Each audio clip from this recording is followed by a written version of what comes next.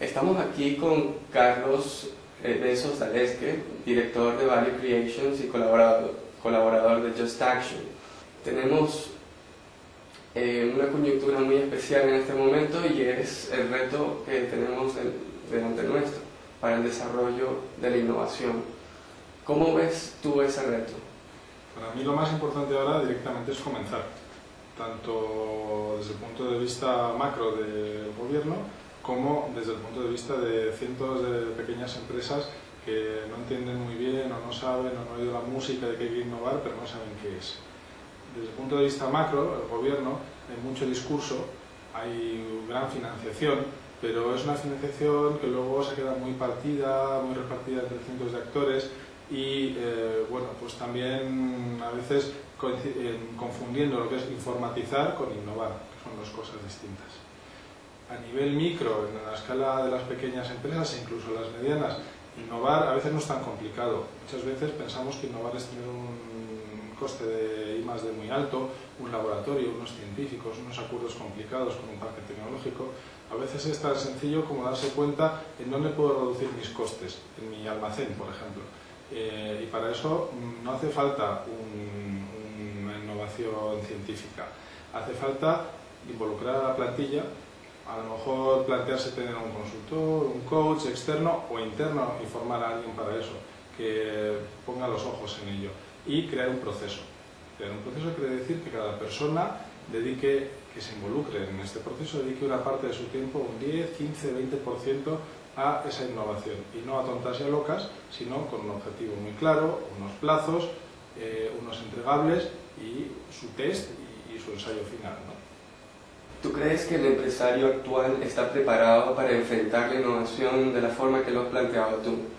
Hace un año te hubiera dicho que no, pero este año, con una crisis que es mucho más grave de la que nos hubiéramos imaginado, creo que sí. Piensa en un campo como la construcción que tiene que desarrollar nuevos mercados, nuevos productos. A lo mejor se trata de reducir costes por materiales, por reducir costes por accidentes, por reducir costes por técnicas de planificación, o a lo mejor qué productos, aunque sobren 1 millón de viviendas, pueden ser necesarios aparte de las grandes obras.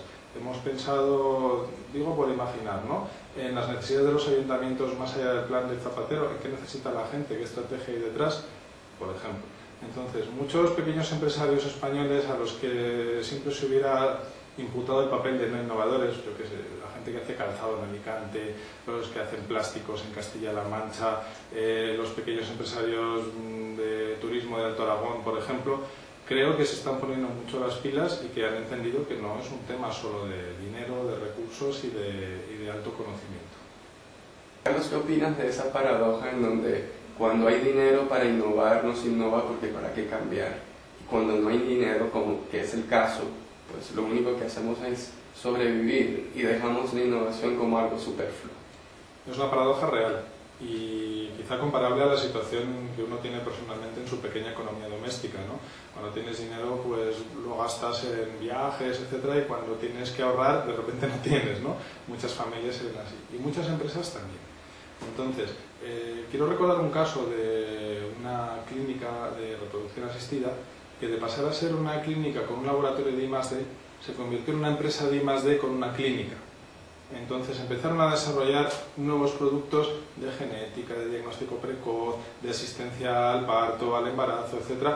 Y la clínica era su negocio sostenible que financiaba todo eso, pero pasado un tiempo lo fascinante es que sencillamente la clínica se convirtió en algo financiado por sí mismo, pero que producía datos estadísticos para estudio, que producía materiales, que producía células madre, pero ya no era el fin último del negocio, sino un departamento más sostenido. Carlos, ¿tú piensas que la crisis siempre será el motivador para la innovación o en algún momento llegaremos a ser precavidos y pensaremos en innovar en toda circunstancia? En España espero que esta crisis concretamente nos ayude a no volver a hacer esto nunca más. Si pienso en las sociedades nórdicas, son sociedades que se anticiparon. Noruega pensó qué pasaría si se acababa el petróleo, Finlandia pensó cómo podría competir sin un país pequeño cuando venía la globalización, ya lo vieron venir cuando cayó el muro de Berlín. La empresa Shell trabaja siempre con escenarios de lo peor posible que puede pasar y hace unos ejercicios muy curiosos. Acciona es una empresa española y, si me apuras también, si no recuerdo mal, Vallehermoso, la de Florentino Pérez, no lo recuerdo bien, pero se lanzaron a la energía en pleno boom de la construcción. Es decir, se puede hacer y no siempre cuando te aprieta el zapato, incluso eso es el peor momento, ¿no? Luego encontrar ese equilibrio entre innovar y ser estable, porque innovar te genera una inflación de cosas nuevas que no tienes cómo colocar, ¿no? Como sucede en algunas industrias. Pero bueno, si consigues mantener ese equilibrio, yo pienso que innovar tiene que ver con reflexionar. Con cada cierto tiempo, igual que existe esa figura del año sabático en el Antiguo Testamento, que se borran las deudas y se perdona todo, bueno, pues cada 7 años realmente, como sociedad o como empresa o como familia, incluso como individuo, podías plantearte y hacer un balance: qué he hecho bien, qué he hecho mal, con qué estoy contento y hacia dónde voy y por dónde veo yo el futuro y qué tengo que cambiar. Entonces, si es así, Carlos, definitivamente que la innovación parte de la persona. Sin duda la innovación está en la persona, también en la organización, pero al final la organización son personas, su cúpula directiva son personas. Y bueno, tiene que ver con una actitud no solo colectiva, que es importante, sino individual, pues de reflexión, de introspección, de quizá acompañamiento. Es necesario dialogar. Hay una serie científica que se llama Dialogues on Work and Innovation, creo que se publica en Sage, que recoge todas las experiencias de innovación en Noruega de los años 90. Y es Dialogues. Dialogues quiere decir que parte del proceso fue muy importante escribir, pensar, hablar, y era algo que la gente no valoraba al principio, y que lo veía como una carga, una pérdida de tiempo.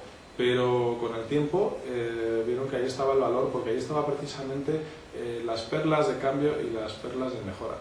Otra experiencia que recuerdo, pues un proyecto que tuve en Venezuela este año, también se le obligó a un equipo directivo a escribir una tesina, y te puedes imaginar cómo se defendieron con uñas y dientes y les pareció lo peor y qué pérdida de tiempo. Bueno, al final agradecieron muchísimo, y recuerdo uno que a mí particularmente me emocionó, porque era aquel que el equipo de consultoría ya le había puesto el sello de este seguro que no pasa, ¿no? Y nos dio la mano y dijo: antes era ingeniero y ahora soy gerente.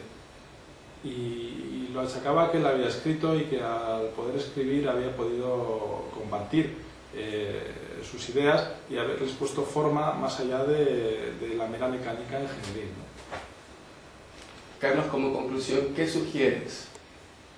Bueno, sugiero que empiecen. Yo les invito a entrar en la web de Just Action, en la web de Value Creation o en ninguna web, que miren sobre todo dentro de ustedes mismos qué pueden hacer mejor, dónde hay cosas que siempre dejaron para el último minuto porque no tenían tiempo, qué trabajadores suyos saben que tienen talento y que nunca se han parado a hablar con ellos más de 5 minutos o más de la supervisión de la rutina.